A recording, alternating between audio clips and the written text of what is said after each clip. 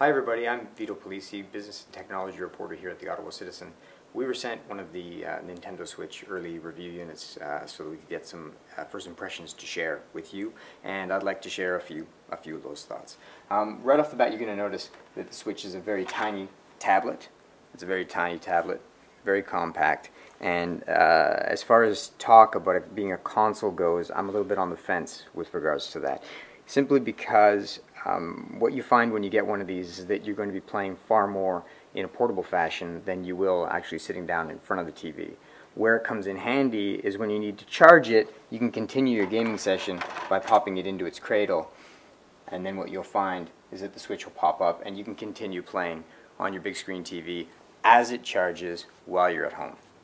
One of the things that you notice right off the bat, if you're a fan of Nintendo, if you're somebody that's followed the franchise and the products that it's been bringing out over the years, is that when Nintendo released the Wii U, which was not hugely successful for the company, or not as successful as the company had wanted to be, it released this neat little game controller that allowed you to play with a second screen, as opposed to simply just playing on the big screen. You had a second screen in your hand.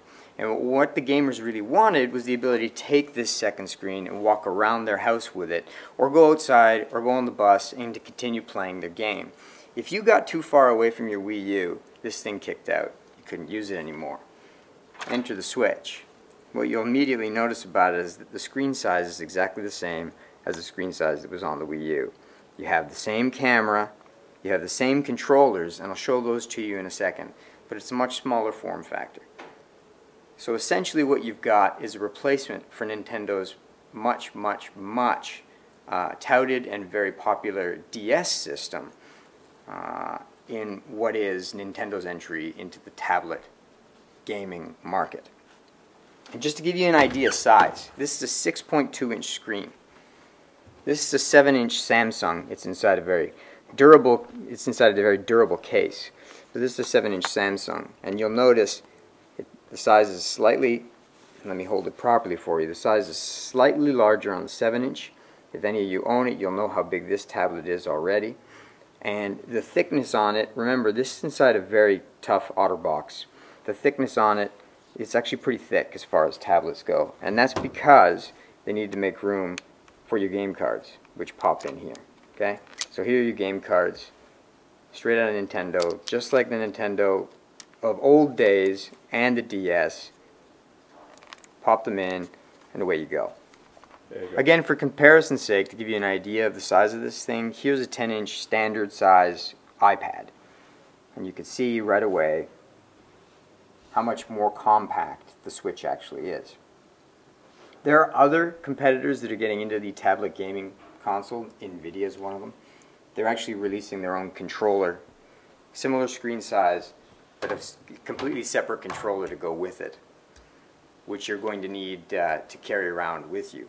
And what the Switch does that's actually very neat is they give you the ability to have a controller-like function.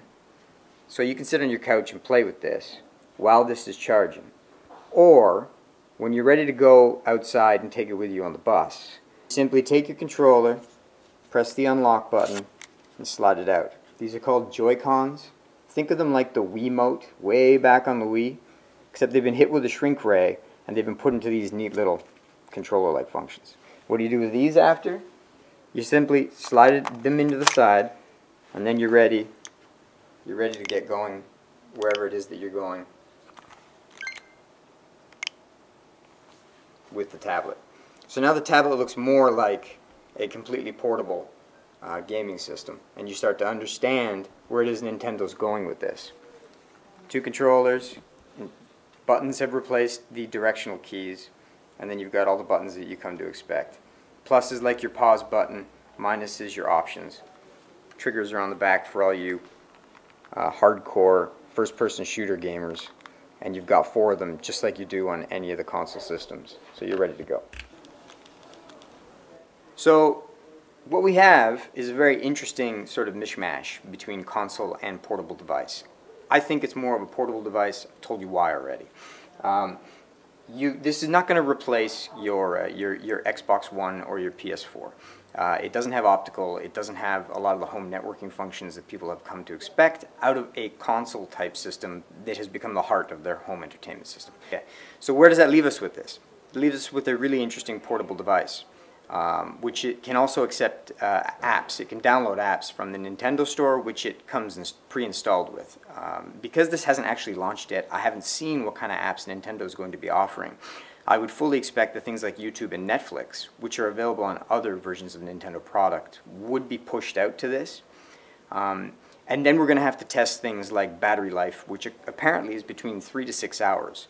Right now as it is, I've been running around my house with it. I haven't exhausted it. If you're looking for something that's going to replace an aging DS, this is probably what you're going to be looking at. The price is a little steep at $399, so expect that to come down as competition sets in. Having said that, this is what Nintendo thinks the future looks like. Whether it is yet to be determined.